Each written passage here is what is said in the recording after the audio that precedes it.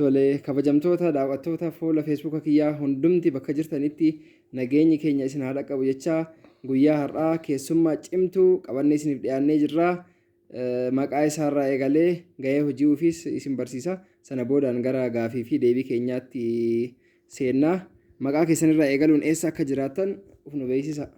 Magaalaa Finfinnee katamaa Kolfee Qaraaniyoo imaanaa ayyaxeenaa ganda ayyaxeenaa kana keessatti ijoollee qeerroo itti gaafatamaan ana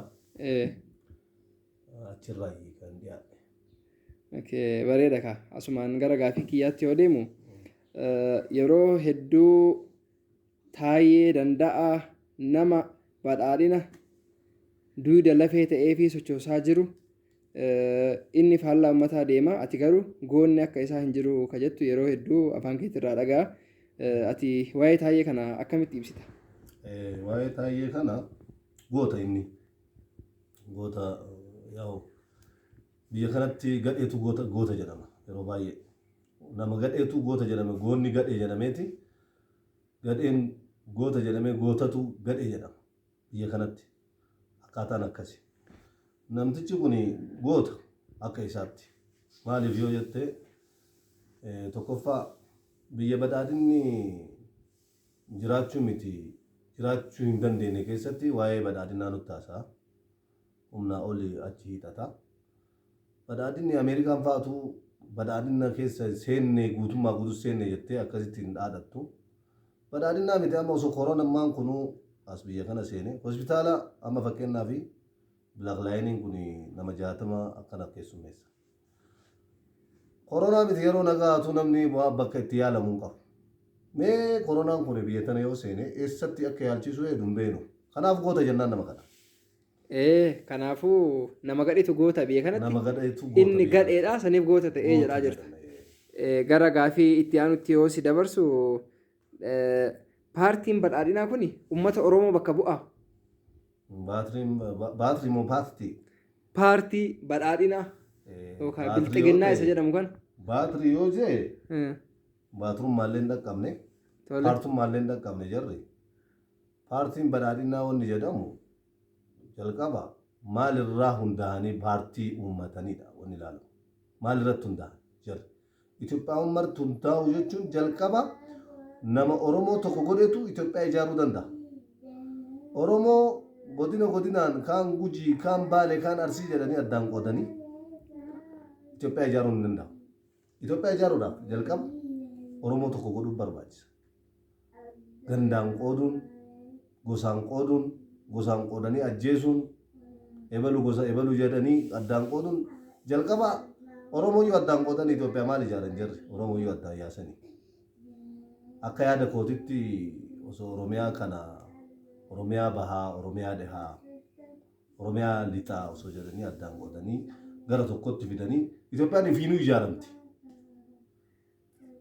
Akka yaada jiraatti Itoophiyaa diiguu malee Itoophiyaa ijaaruutti hin jiran jirri.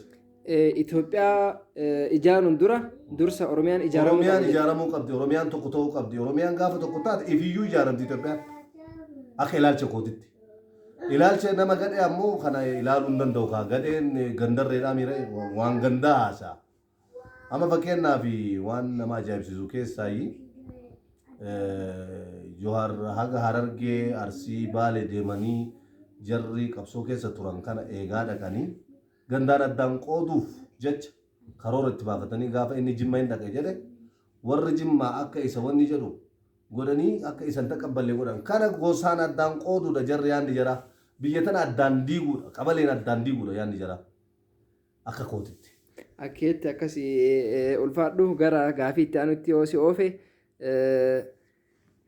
namni gariin wayyaaneen tarte jedha gariin ilkeen asitti haftee wayyaanee mishigii ofii maqaletti galte caalte jedhanii ati akka nama tokkootti haga muummichi ministeeraa yookaan Dr. Abiy Ahmad masaraa seenii kana uummanni Oromoo bilisoome ka jedhee afaan guuttatellee haasa'uun dhabamu ati akka keetitti akkamii bilisoomne moo dukkanarraan dukkana dabalanne jetta? Ha bilisoomne silaa amma osoo hin taane gaafa dargiin kufeessan bilisoomne. Bilisummaa sanirraa duubatti namni hin deebise Oppidiyoo. Oppidiyoon nama silaa bilisummaa nuu fidee balleessitee kaateetti kontiraataa wayyaaneen nu gurguratte. Kontiraatni dhumannaa wayyaan irraa fudhattee fiddeeffattee Oromoo amma chirichaaroon gurguraa jirti. Gaaf duraa jumlaan gurgurtee amma immoo chirichaaroon gurguraa jirti. Akkuma meeshaa gurguran jechaadha. Akka meeshaa gurguraa jiran kanatti gurguraa jirti jechuudha. Gaaf duraa jumlaa gurguratte kontiraata. Wayyaaneen waggaa 27 nutu xattee kaatee gaafa kaani kontiraanni dhume amma taraan kenna jettee chirichaaroon nu gurgurachuu jalqabde. Eenyutti isin gurgurataa jirti jettee yoo na gaafatte fakkeenyaaf waan tokko wanni ati beekuu qabdu ani Oromoo ta'ee dhaladhee Habashaa ta'uu hin danda'u. Gaaf dhaladhu Oromoo ta'ee dhaladhe. Si galee? Kana ammoo waaqatu keessan na uume anaa miti. Ifii jaaladhee hin filanne. Ati lakkii Oromummaa duubatti itti deebita. Itoophiyaa ta'e yoo naan jette jalqabaa Oromoo waan akkamitti Itoophiyaa duubatti itti deebi'a. Jalqaba Oromummaa kiyya himadheeti Itoophiyaa malee jalqaba Itoophiyaa ta'e Oromoo ta'uu hin danda'u. Kun waan hin fakkaanne nyaata misaa dhiyaate kun misaa miti dhagaa jechuu akkasitti hiikaa kana waan kana. Nyaanni osoo argu kun nyaataa miti dhagaa jedhanii hiikaa kennudha. Ati Oromoo miti Itoophiyaadha jechuun jalqaba Oromoo ta'eeti Itoophiyaa akka ta'uu danda'u malee Itoophiyaa ta'e Oromoo ta'uu hin danda'u. Akkasi. Kanaaf oppidiyoon ilaalchi jaraa ilaalcha kam akka ta'e hin beeknu. Naalbaata ilaalcha maallaqaa yoo taate yoo nigdii irra jiraatte biyya gurgurataa jirra yoo ka jiraattu taate sun dhugaadha gurgurataa jirra. Yoo lakki biyya bulchaa jirra yoo ka jettu taate garuu gadi buutee uummataa uummanni mari'attee waan silaa uummanni barbaadu gooti silaa Oromoo osoo taate garuu Oromoodhaa jirra gaafiidhaan hin qabu. Oromoorree Oromoon gurguratu. Kana na fakkaata. Ati Oromummaa jaraatu shakkii qabda jechaadha. Shakkii guddaa parsantii 90 qaba. Parsantii 10 qofa xiqqoo isii yookaan alaata. Eeshi. Qaalaa taate jedheeti yaada. Nalbaata qaalummaa keessatti yoo qabaatte. Ulfaadhuuti nuti waggoota 4-5 darbe kana qabsoo hadhaa gaggeessaa turre kana keessatti immoo nuti. Argitu leeleeleele xiyyitiin bakka itti na seene qabsoo kana keessatti leeleeleele xiyyitii laal. Qabsoo kana keessatti xiyyitiin kun na seene. Eeshi amma akkuma beekamu si qofaa miti jijjiirama dhufee jedhanii lafa dhiitan kanaaf uummanni Oromoo hedduu itti miidhamee mul'ii gadis haa ta'u qaama ofii itti dhabee gudeedamee lubbuun nama 5,000 olii darbitee jirti. Isaan gaafii uummata Oromoo akkamii deebisaa jirammoo deebisanii fixaniyyuu. 5,000 kuni yeroo kontiraata wayyaanee duute moo achi as kaduu lakkoyteena. Kachi as du'e lakkoyteena. Kachi as du'e lakkoy walumarra qabe yoo sanillee yoo qabde kuma kudha wayita. Yoo sanillee wayyaaneen 5,000 yoo ajjeefte erga wayyaanee irraa kontiraata fudhatte oppidiyoon 6,000 takka ajjeefteerti jarri. Wallaggatti Gujitti ijatiyyaan argee Gujitti nama akka isiin ajjeefte kanaaf nama baay'eedha. Ani wanti wayyaanee walitti qabeef yeroo sanitti illee uummanni Oromoo akka dhumuuf takka lukkee diinaa taatee tan ficiisaa turte jara waan taateef. Kunifa boleessa koo ifa. Eeshi gamanumaan gara ministeera raayyaa ittisa biyyaatti si dabarsaa. Amaanaa uummanni abiyyitti miti abiyyiin hin beeynu kan jedhullee hin dhabamu. Amaanaa uummanni obbo Lammaa Magarsaatti kennee obbo Lammaan dabarsee muummicha ministeeraa ammaa Dr. Abiy Ahmad kanatti kennee kan amma nu dhufiillee dogongoree nu dogongorsiise ministeera raayyaa ittisa biyyaatii kan jedhamu obbo Lammaa Magarsaa. Ati akka nama tokkootti isa dhaamsa qabdaa maal jettaan wanti nu godhe jira fakkeenyaaf aangoo hin qabaa eega jedhaniin yeroo kanatti yeroo addunyaan martitti ciniinfataa jirtu kanatti komaandi poostii uummata Wallaggaa irraa kaasuu qabaa yookaan yoo aangoo hin qabu ta'e wanti achi taa'ee uummata Oromootitti akkana ta'uuf hin jiru mee kana waa'ee isaa akkamitti ibsitati ministeera raayyaa ittisa biyyaa kana. Lammaa. Ministeerri raayyaa ittisa biyyaa obbo abbaan keenya obbo Lammaa Magarsaan abbaa keenya qabsoo kana keessatti qabsoo hadhaa keessatti eeti Oromoo waliin qabsaa'ee jira. Osoo sukkaara ittiin buufatee. Namtichi cabsaan tokko asin jira isa laallatina waan jedhu obbo Lammaa Magarsaa wanni tibtaaboon Diyaaqoon Daani'el Gibrat isa bira dhaqqabdeef akka hubaatti hin beeknu malee yoo kanaf seen jiraatu yoo dhugumaan kanaf seen jiraatu Lammaani nurratti badiin dalaga jedhee yaadu nu gurgurata jedhee yaadu. Minaalbaata ammoo wanni oppidiyoo kun hin beekamu duubni isii baay'ee nama shakkisiisa waan ta'eef gaaf turaa wanni beektaa kana shaba akkas nu godhanii gurgurachuu illee mala beenu garuu waan lammaa kana osoo ammaaf nu dhiiftanii ishee. Ammaaf nu dhiiftanii. Namaan galu isaan arrabsuuf xiqqoo nutti ulfaata maaliif qabsoo san keessatti qabsoo guddaa waliin godhanii yeroo waliin qabsoo guddaa godhanii aarsaa kaffalanii lubbuu isaanii kaffalaniiti kaasni nu ga'anii amma gaafni isaan shawwadaman gaafa biyyatti hangoo kennan sanii ofii yookaan shawwadamanii ofii yookaan Oromoo shawwadanii hin beeknu ofii hin beeknu namaan galu. Nu nyaachisuuf dukkanarraan dukkana akka dabalannuuf kan ofiillee dogongoreen dura dogongorsiise garuu ministeera raayyaa ittisa biyyaati jettaati.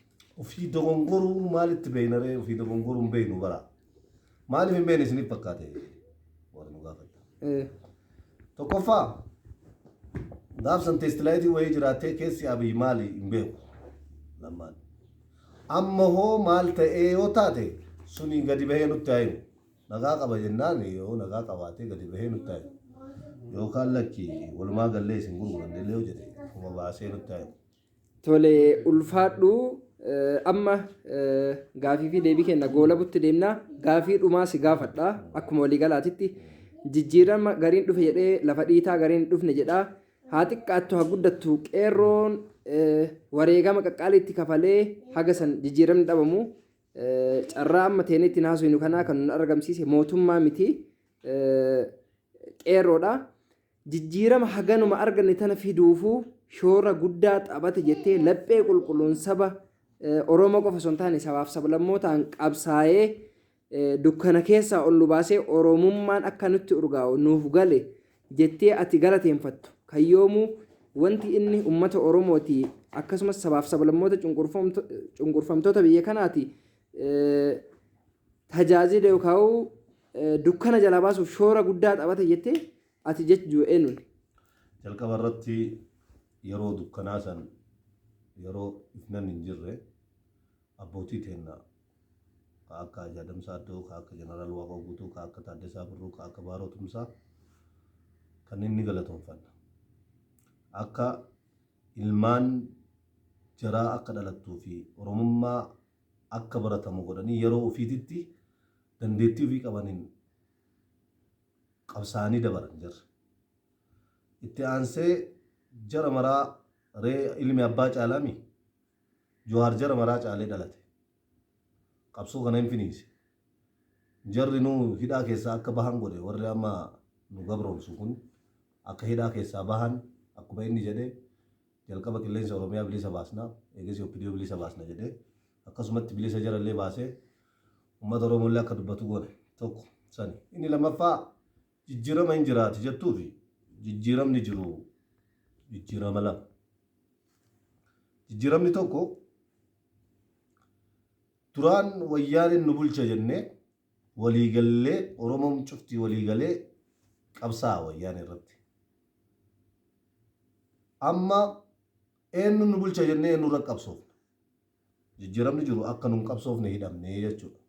Akka uummanni Oromoo waliigalee hin qabsoofne akka mataan dhibamuuf dhibdeen nurra dhufee jechuudha. Koronaa kun amma nutti dhufe kun koronaa fi kun tokkuma uumaa garaagarummaa. Koronaa fi bulchiinsi ammaa kun tokko jechuudha. Bulchiinsi ammaa kun tokkuma dhibee nutti ta'e. Jijjiiramni jiru tokko kana. Inni lammaffaa komaandi poostii paarlaamaan hin beeyne uummata keenyarra labsanii uummata minilikuu akka itti yeroo minilikuu akka hin dhumanitti waggaa 50 keessatti uummanni kun waan hin argin amma argaa jira dararaa uummanni Wallaggaa uummanni keenya. Wallagga ta'ee Gujii ta'ee Arsii ta'ee Baalee ta'ee Harargee ta'ee Kamisee ta'ee cuftinuu Oromoo.